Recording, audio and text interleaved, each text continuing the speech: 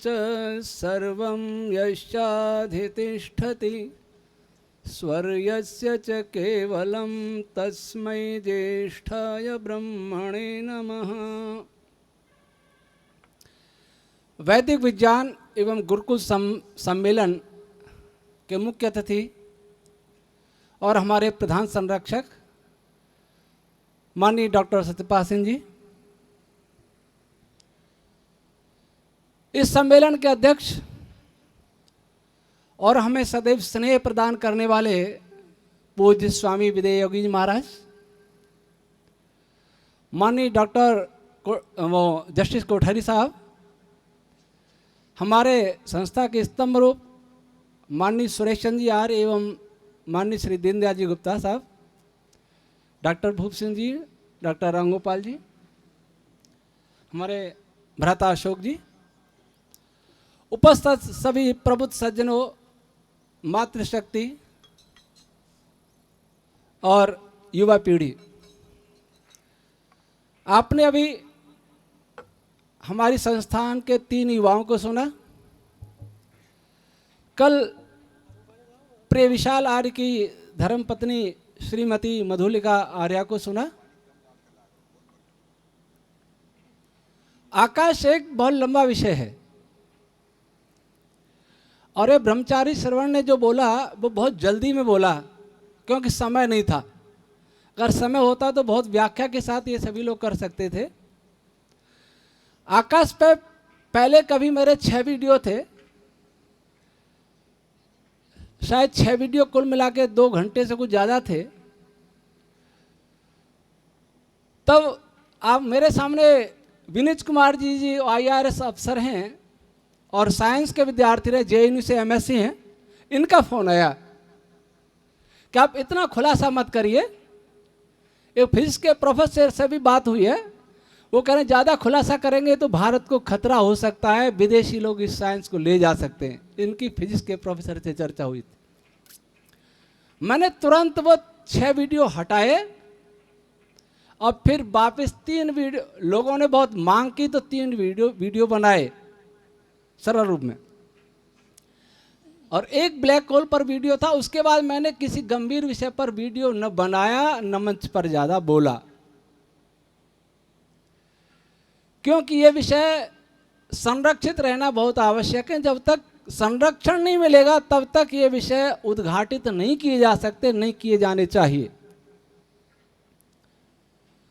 माननीय डॉक्टर साहब, जैसा आपने संसद में एक उद्धृत किया था डेविड हैचर चिल्ड्रेस को, वो पुस्तक मैंने भी मंगा के पढ़ी। जो उन कुछ संस्कृत की पांडुलिपियों का हश्र हुआ हमारे देश में, हमने महत्व नहीं दिया। चाइना का स्पेस प्रोग्राम उससे आगे बढ़ गया। वैसा मुझे लगता है वैदिक रश्मि थ्योरी का भी होगा। सर्बिया का व्यक्ति भारतीय नहीं है, वो मेल करके पूछ रहा है कि क्या अंग्रेजी ट्रांसलेशन की योजना है कि नहीं है वेद विज्ञान आलोक की, क्या मुझे हिंदी सीखनी पड़ेगी। उसने मेल किया, कितनों ने मेल नहीं करते। 18-20 देशों में तो ये ग्रंथ पहुंच गया हिंदी में ही, क्योंकि वो प्रवासी भारतीय पढ़ रहे हैं। खैर, उसको मैं आगे नहीं बढ़ाऊंगा। मैं आज एक ऐसे विषय को लेकर के आपके सामने प्रस्तुत हूं कि प्रायः हम लोग ये सोच रहे हैं कि ऋषि दयानंद के बाद वेद का काम हो गया, हमें कुछ करने की जरूरत नहीं। वे भूल जाते हैं कि ऋषि दयानंद ने अपने जीवन में बहुत संघर्ष किए थे। उन्हें समय नहीं मिला था। उन्होंने जो कल्पना की थी कि सूर्य जैसा प्रकाश हो जाएगा, लेकिन नहीं हुआ। वेद भाष्य आधा हुआ और उन्हें इस वेद भाष्य के लिए 400 वर्ष की अपेक्षा थी। आचार्य विश्वेश्वरैया व्यास, जो आर्य समाज के एक बड़े वरिष्ठ विद्वान हुआ करते थे, उन्होंने ऋग्वेद महाभाष्यम पुस्तक में लिखा है, जो एक मंत्र की व्याख्या है कि ऋषि दयानंद ने चतुर्वेद विषय सूची में एक श्लोक दिया था, उनको मिली थी वो। आज वो है कि नहीं है मुझे नहीं पता। चतुर्वेद विषय सूची जो परोपकारिणी सभा से प्रकाशित है, उसमें तो श्लोक वो नहीं है, लेकिन उन्हें जो प्रति मिली उसमें लिखा था कि मुझे चारों वेदों का भाष्य करने के लिए 400 वर्ष की आयु चाहिए। आचार्य विश्वेश्वरैया जी का पुस्तक मेरे पास है, और उनको वेद भाष्य के लिए समय कितना मिला? 10 वर्ष। और 10 वर्ष में भी कितने काम किए? तब क्या जैसा वो भाष्य करना चाहते थे वैसा हो गया? वैसा नहीं हुआ। हम भ्रम में हैं कि सब हो गया, हमें कुछ खोजने की जरूरत नहीं है। अगर ऐसा होता तो हमारी संतान वेद पढ़ती, कॉन्वेंट स्कूल इंग्लिश स्कूल दोनों में नहीं पढ़ती। हमारी संतान साइंस पढ़ने के लिए अमेरिका, जर्मनी, जापान नहीं जाती, भारत में पढ़ती, गुरुकुलों में पढ़ती, पर नहीं हुआ।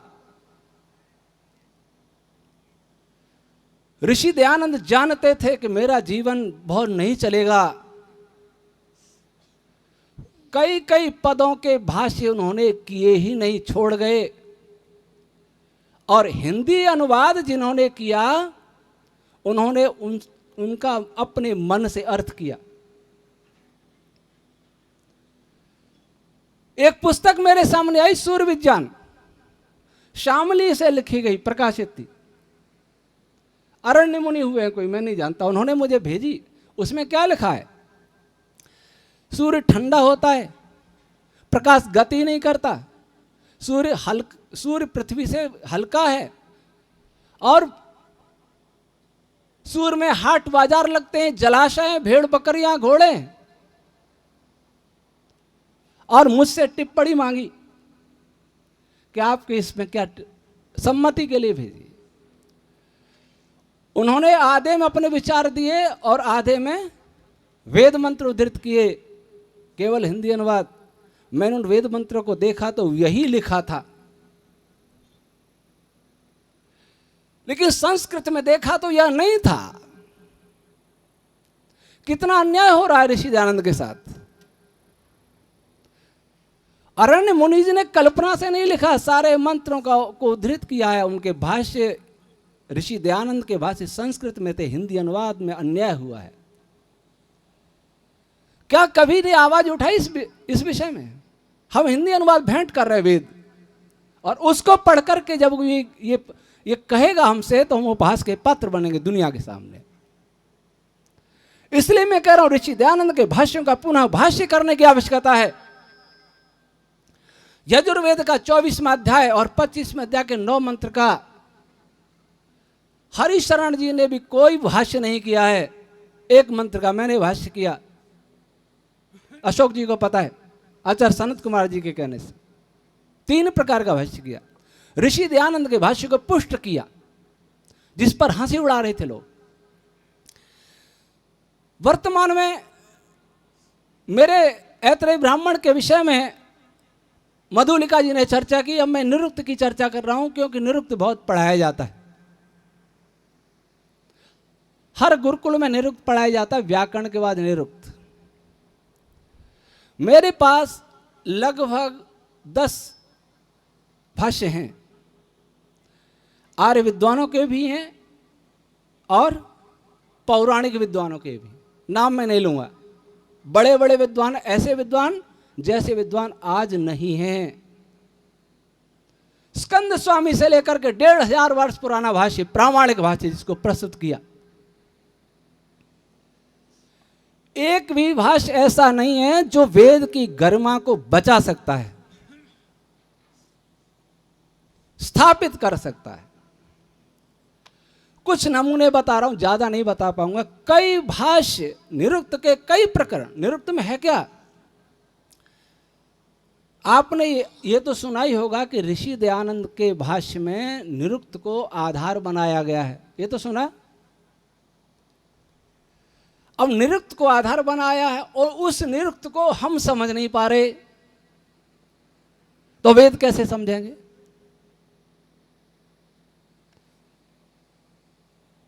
प्रमाण देना अलग बात है, प्रमाणों का अर्थ समझना अलग बात है। मैं कभी सोचता था सायण ने वैसे ही व्याकरण के आधार पर वेद का भाष्य कर दिया, और ऋषि दयानंद ने निरुक्त और ब्राह्मण ग्रंथों का आधार बना के भाष्य किया, जैसे उन्होंने घोषणा की है। लेकिन मैंने ऋग्वेद के पहले मंत्र का भाष्य सायण का पढ़ा तो 51 प्रमाण दिए, आर्ष प्रमाण 51, और ऋषि दयानंद ने दिए 19, तो सायण ने और ज्यादा प्रमाण दिए। लेकिन 51 प्रमाण का क्या अर्थ है, वो क्यों दे रहा है, ये आचार्य सायण को पता नहीं था। ऋषि दयानंद ने 19 प्रमाणों का पूरा उपयोग किया, ये अंतर है। क्योंकि ऋषि दयानंद थे साधक, योगी, पवित्र आत्मा। आचार्य सायण ऐसा नहीं कर सके, और दूसरे भी आचार्य नहीं कर सके। निरुक्त 3:21 में एक मंत्र है जिसको मैं नहीं बता सकता, उसका अर्थ बहुत अश्लील है।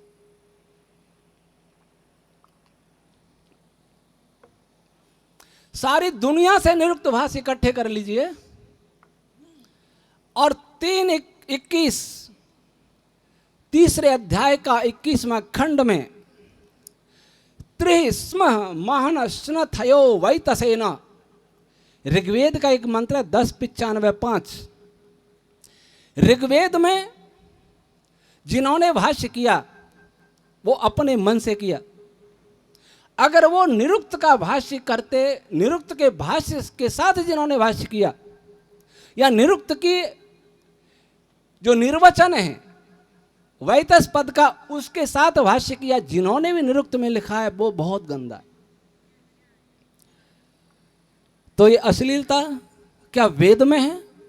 अगर वेद में नहीं है तो यास्क जी ने कैसे लिख दिया? अब मैं पूछूंगा, क्या यास्क के मन में है? यास्क के मन में नहीं तो हिंदी अनुवादकों ने उसका कैसे अनुवाद कर दिया? और मैंने इसका क्या अर्थ किया? मैं दावा करता हूं कि इसमें न तो यास्क में अश्लीलता है, तो वेद में तो प्रश्न ही नहीं है। इसमें सूर्य विज्ञान दिया है और बहुत विस्तृत दिया है।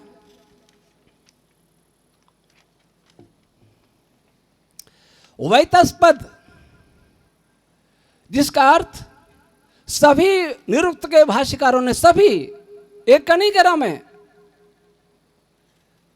उपस्थित इंद्रिय अर्थ किया है। और मैंने क्या अर्थ किया है? तारों के अंदर विभिन्न पदार्थों को फेंकती, फैलाती, उन्हें उपेक्षित, प्रक्षेपित करते हुए संलयन के लिए प्रेरित करती हैं अग्नि और कुछ छंद रश्मियां, जो डिटेल वहां है।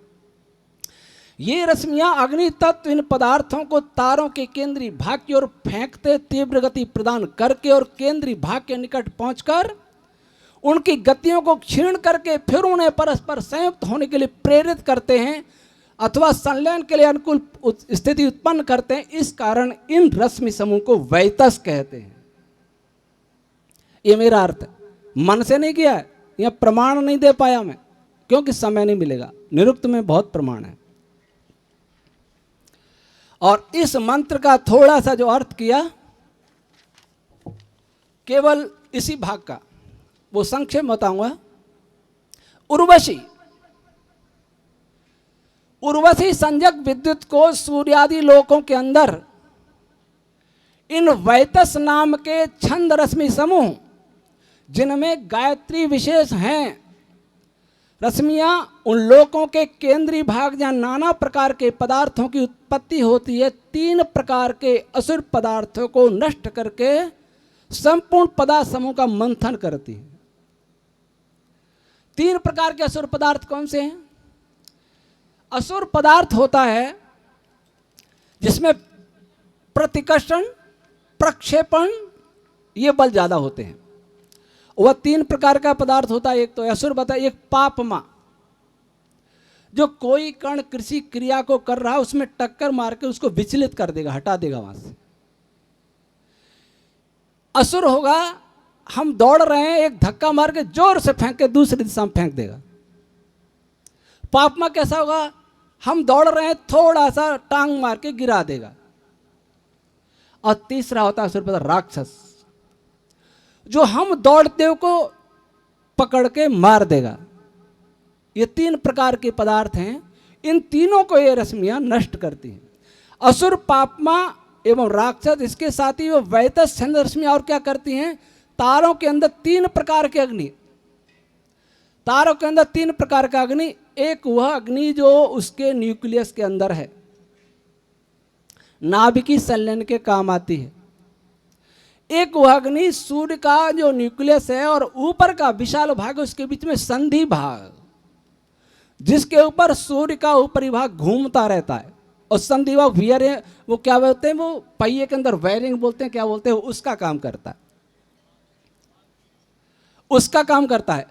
तो अंदर वाला जो भाग है, ऊपर वाले भाग जो विशाल भाग है, उसका नाम है गार्हपत्य अग्नि। उसके अंदर संधि वाला दाक्षिणाग्नि, और अंदर केंद्र में आहवनी अग्नि। उनके क्षेत्रों में विद्यमान पदार्थ को भी वे वैतस नाम की रश्मियां ताड़ती हैं, अर्थात मंथन करती हैं। बहुत भारी उथल पुथल होती है सूर्य के अंदर। ध्यान रहे, आहवन अग्नि तारे के नाभिक में, ये बता दिया मैंने। तो ये मैंने अर्थ किया, और उन्होंने क्या अर्थ किया उसको मैं कभी बता नहीं सकता, आपसे हम देख सकते हैं। अब निरुक्त 4:3 मैं यजुर्वेद का मंत्र व्याख्यात किया है, यजुर्वेद 21 और 43। उसमें यकृत, अपने अंदर जो लीवर होता है, यकृत का अर्थ यकृत किया है। यकृत शब्द का अर्थ इसी को ग्रहण किया जिसको हम लीवर कहते हैं अंग्रेजी में, और उसका निर्वचन क्या किया है, यकृत यथा कथा च कृत्यते, अर्थात जिसको जैसे कैसे काटा जाता है, जैसे कैसे सरलता से काटा जाता है। यहां अनेक लोग, विधर्मी लोग मांसाहार का उल्लेख मानते कि काटना कैसे बताया, कोई काट के खाता होगा जब ही नहीं लिख रहा है कि आसानी से काटा जाता है। कोई उत्तर नहीं है वास्तव में। और ये यास्कन से भी पहले महर्षि तट्टी की उनका मत है, उन्होंने उद्धृत किया है ये निर्वचन को।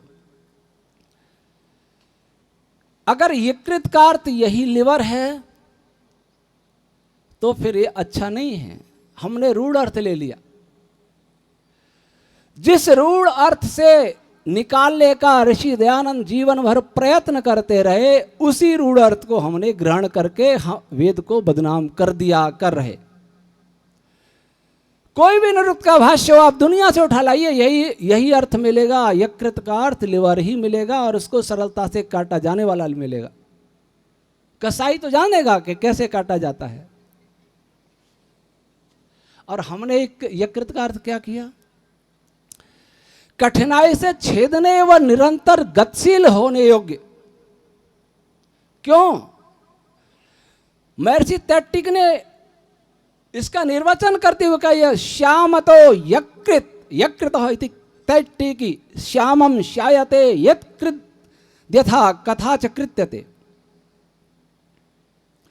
जो गतिशील है, कठिनाई से छेदन करने योग्य है। सूर्य का केंद्र कठिनाई से छेदन करने योग्य है, उसमें कोई अंदर नहीं जा सकता, इतना ठोस होता है, उसमें कोई अंदर नहीं जा सकता, और निरंतर गतिशील रहता है। इसलिए यकृत का अर्थ होता है सूर्य का केंद्रीय भाग। यह भी क्यों किया, इससे पहले सूर्य का प्रकरण चल रहा है, और पूरे मंत्र का अर्थ किया हमने। ऐसा नहीं कि हमने एक मंत्र पकड़ के तुक्केबाजी कर दी। ये मंत्र बहुत बड़ा है, यजुर्वेद का 21वें अध्याय का 43वां मंत्र आप देख लीजिए। इसका ऋषि दयानंद ने भाष्य किया है आदि भौतिक, और मैंने इसका दैविक अर्थ किया। पूरा अर्थ सूर्य परक है, तो यकृत में लिवर कहां से आ जाएगा। एक मंत्र है निरुक्त खंड 9 और 7, 9वां अध्याय 7वां खंड, उसमें अथर्ववेद का मंत्र दिया है। उपप्रभव वद मंडूकी वर्षमा वद तादुरी। मंडूक पद की का निर्वचन बहुत बड़ा किया है निरुक्तकार ने, बहुत बड़ा। वो सारा बताने की जरूरत नहीं है। तो यहां निरुक्त का प्रकरण क्या है कि वर्षा की कामना से, ध्यान दीजिए क्या अर्थ किया, सब अपराधी हैं, अपराधी नहीं मानू तो भूल हुई। वर्षा की कामना से महर्षि वशिष्ठ ने बादलों की स्तुति की, वर्षा हो जाए। और वशिष्ठ ऋषि को बादलों की स्तुति करते हुए मेंढकों ने देखा, मेंढकी ने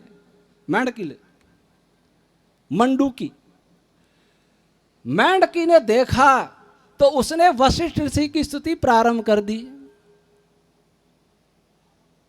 इसलिए कि क्योंकि होगी वर्षा होगी तो मुझे भी पानी मिलेगा।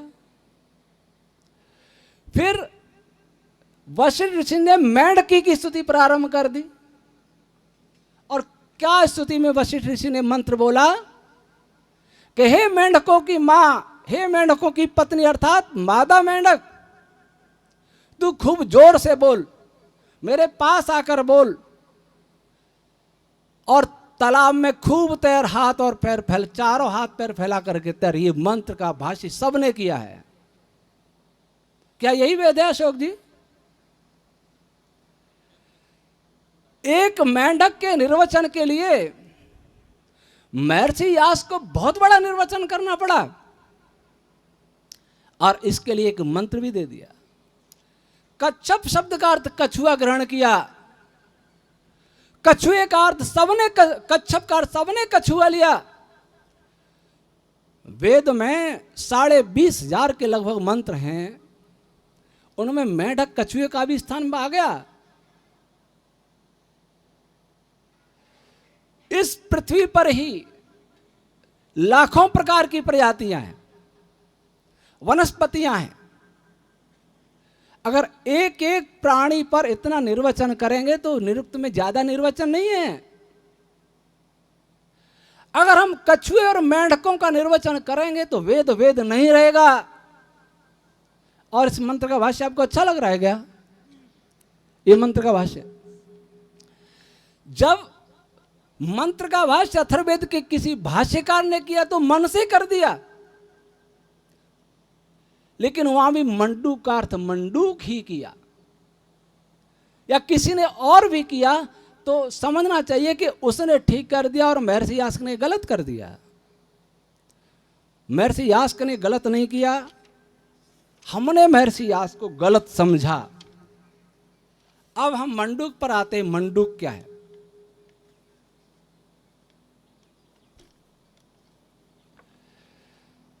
क्योंकि मैं संक्षेप में बता रहा हूं,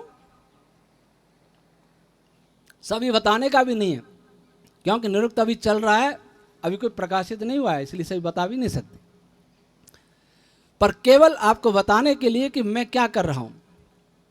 मंडूक नामक पदार्थ विभिन्न प्राण रश्मियों का वह मिश्रण है जो आकाश तत्व से विशेष आवेष्टित होकर संयोज्य कणों को के मध्य कार्यरत विभिन्न मध्यस्थ कणों मीडिएटेड पार्टिकल्स के विशेष को सक्रिय करने में सहायक होता है। जैसे ओम फोर्स की चर्चा कर रहे थे, फोर्स के लिए जब मीडिएटेड पार्टिकल पैदा होते हैं, उन मीडिएटेड पार्टिकल को कौन एक्टिवेट करता है?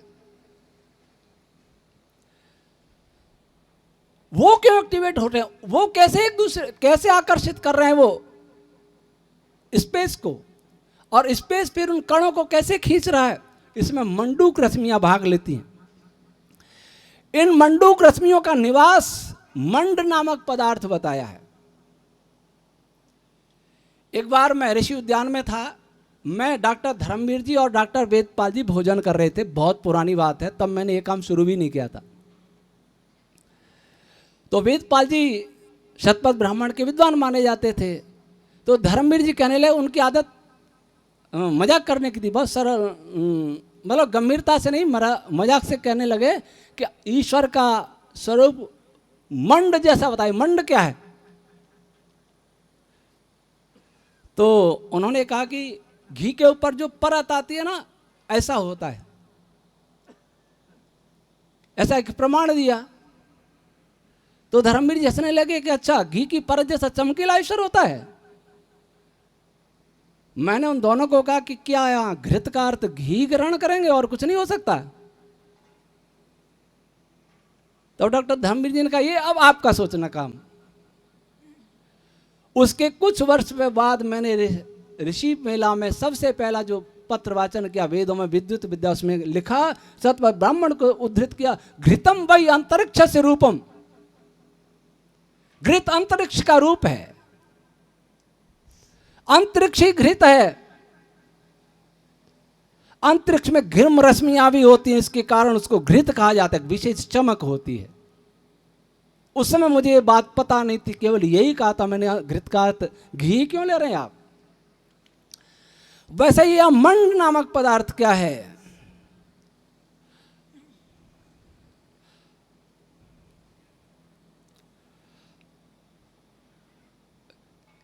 हाँ, मंडूक नामक पदार्थ मीडिएट पर सक्रिय करने में इस कारण कणों की संयोजनशीलता बढ़ने लगती है और इनका निवास का मंड।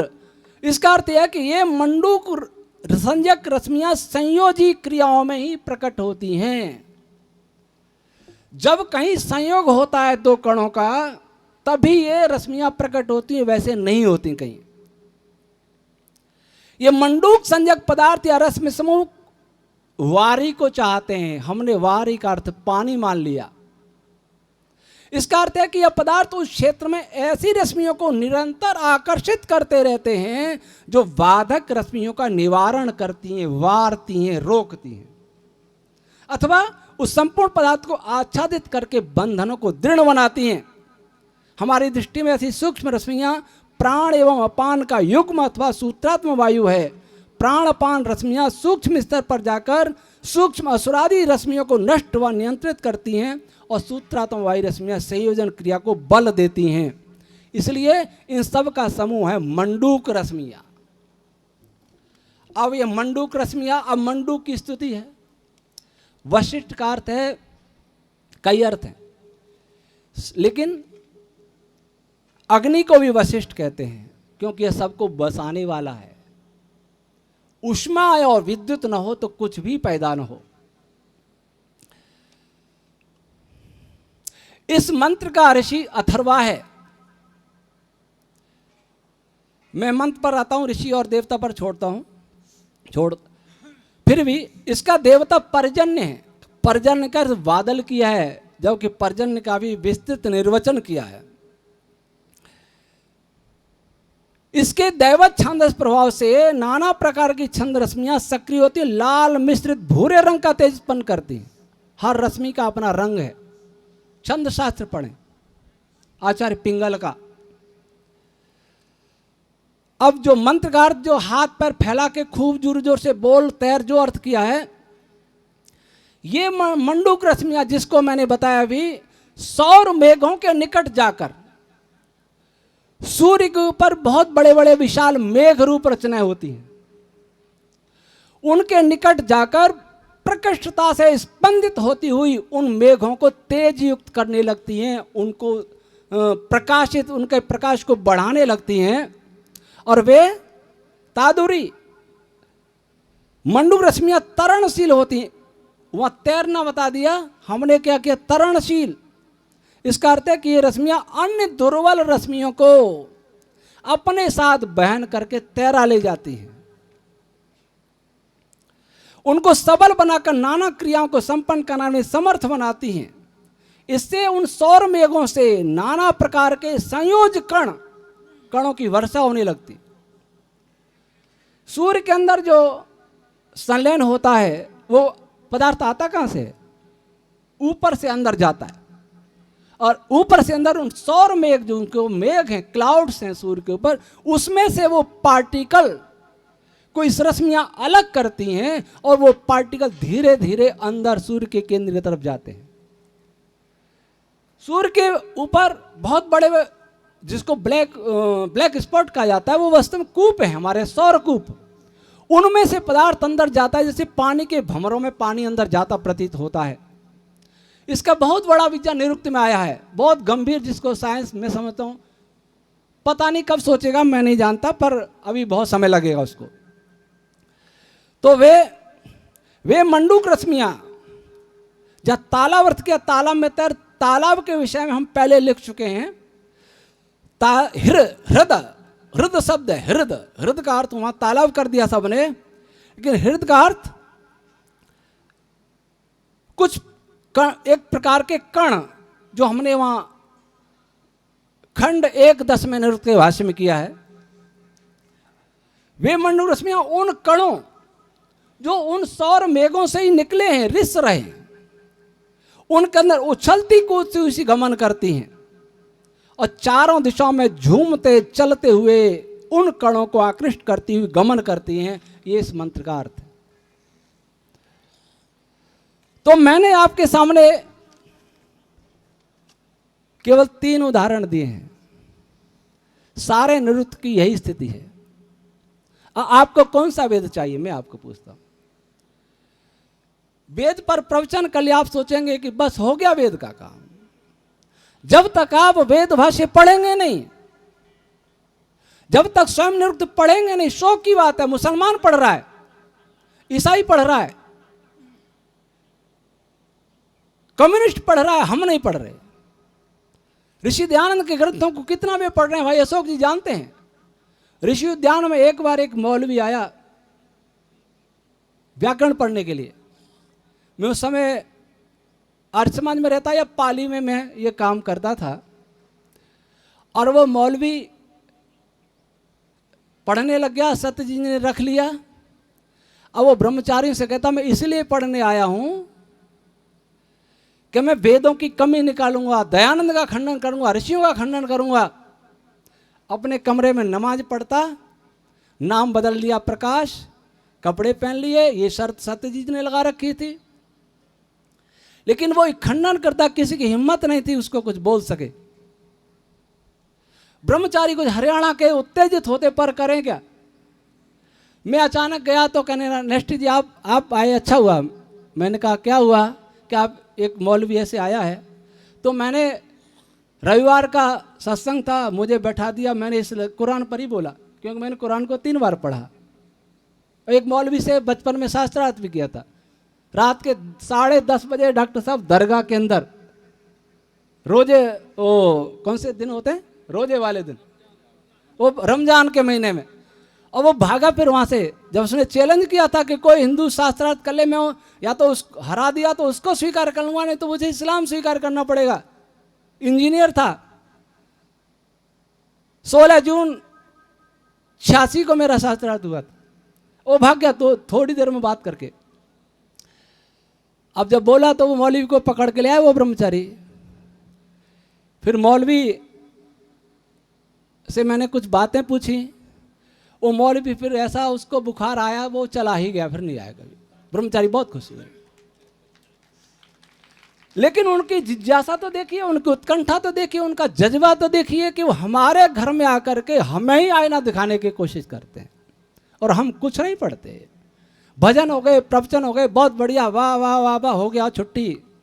यार समाज का कार्य इतना नहीं है। अगर इसी में लगे रहेंगे तो ऐसे सिकुड़ जाएंगे। आज बौद्धिक आक्रमण हम पर हो रहा है, उसका आक्रमण का उत्तर देने के लिए क्या कोई तैयार है? और जो तैयार है उसको कहते हैं कि गुरुमुख से नहीं पढ़ा, व्याकरण नहीं पढ़ा। तो व्याकरण पढ़ने वाले क्या कर रहे हैं वो बताएं। व्याकरण का विज्ञान बताया प्रिय विशाल ने। व्याकरण के जितने भी नियम हैं वो सृष्टि में काम कर रहे हैं, सृष्टि में नहीं है, वो व्याकरण में भी नहीं है। इस बात को व्याकरण वाला नहीं जानता।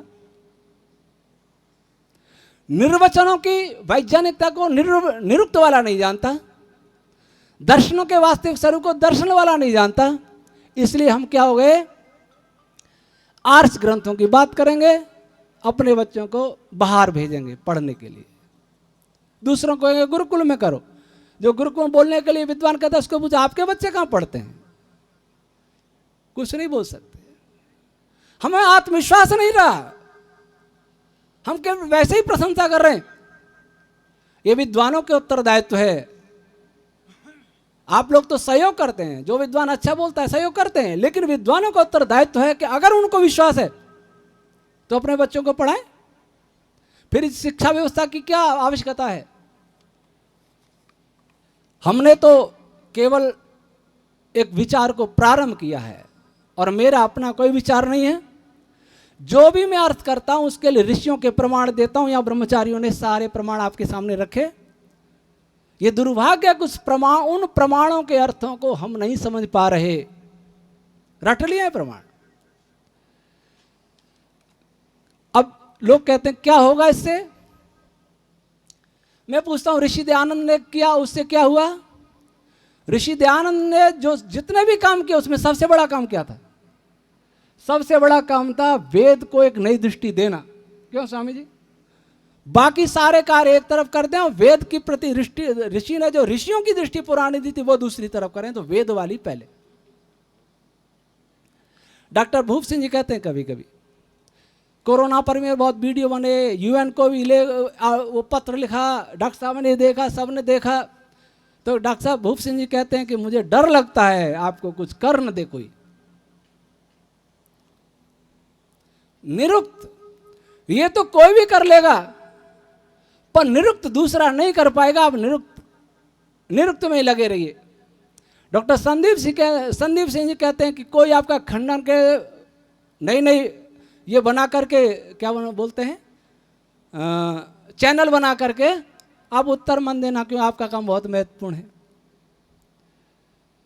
अब मैं तो डॉक्टर साहब कहता हूं कि ठीक है, निरुक्त सबसे महत्वपूर्ण है, कभी मन में आता तो लिख देता हूं, और जो कोई अपने को अमर समझता हो और मुझे मरण धर्मा समझता हो तो मार सकता है, इससे ज्यादा क्या होगा? हाँ, निरुक्त रुक जाएगा, इसलिए खुल के कुछ बोल नहीं सकता। लेकिन अब विश्वास हो रहा है कि हमारी पीढ़ी बढ़ रही है, लेकिन इस पीढ़ी को भी बहुत जरूरत है। मेरी जरूरत है, आप सबकी जरूरत है। अगर आपने इनको सहयोग नहीं दिया, आर्यावर्त वैदिक विज्ञान संस्थान केवल बातों से नहीं चलेगा। यहां वैज्ञानिक आए, अनुसंधान करें, ऐसे ब्रह्मचारी आवे, ऐसे गृहस्थ आवे, तो देश बच जाएगा, वेद बच जाएगा, नहीं कुछ बचेगा नहीं। जैसा मैंने पहले दिन कहा था, इन्हीं शब्दों के साथ आप सबसे बहुत अपेक्षा करता हूं, ईश्वर आपके अंदर वेद के प्रति वो भावना पैदा करे जो ऋषि दयानंद के हृदय में जला करती, जिसके लिए एंड्रू जैक्सन ने कभी कहा था ओम शम।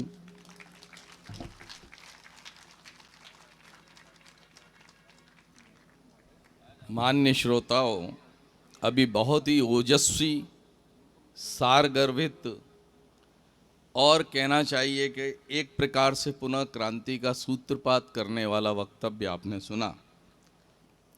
कल हमारे प्रधान जी कह रहे थे, भाई साहब सुरेश जी, कि सनातन धर्म के समक्ष बहुत बड़ा संकट आज की तारीख में उपस्थित है। उसके बहुत सारे पहलू हैं जिनको लेकर के कार्य किया जा रहा है, जिसकी चर्चा आचार्य जी ने भी की थी कि वो लोग जब आगे बढ़ते हैं तो उनको लगता है कि पुराणों पे तो विजय प्राप्त की जाती है आराम से।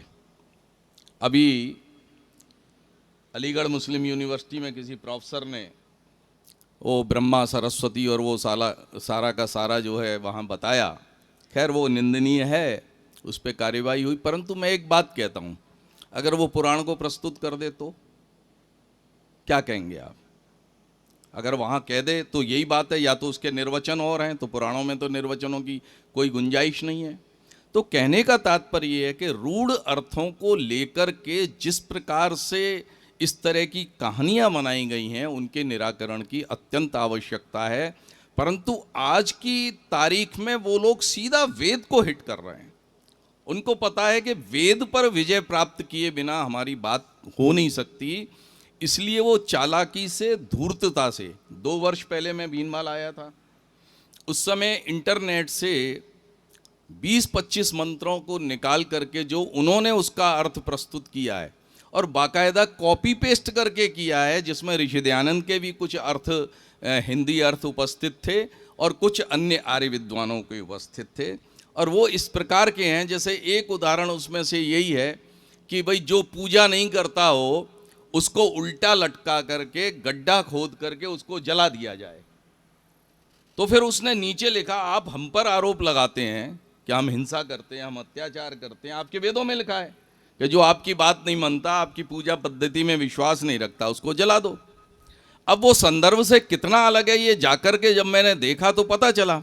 मैंने कुछ विद्वानों से प्रार्थना भी की, मेरा मन तो आचार्य जी कोई, परंतु जैसा अभी कहा कि दुनिया भर के काम हैं, एक काम हम और पकड़ा दें कि भाई इनका उत्तर दो, तो ये बड़ी हमारी स्वार्थ वाली बात हो जाएगी। उनमें से ऋषि दयानंद के जो भाष्य दिए थे उनको लेकर के तब मैंने 2 संपादकीय लिखे थे, पर मेरी अपनी सीमा है, वेद में कोई गति नहीं है, इसलिए मेरी अपनी सीमा है। मैंने कुछ विद्वानों से जरूर निवेदन किया, पर वो खैर अरण्य रोदन ही साबित हुआ।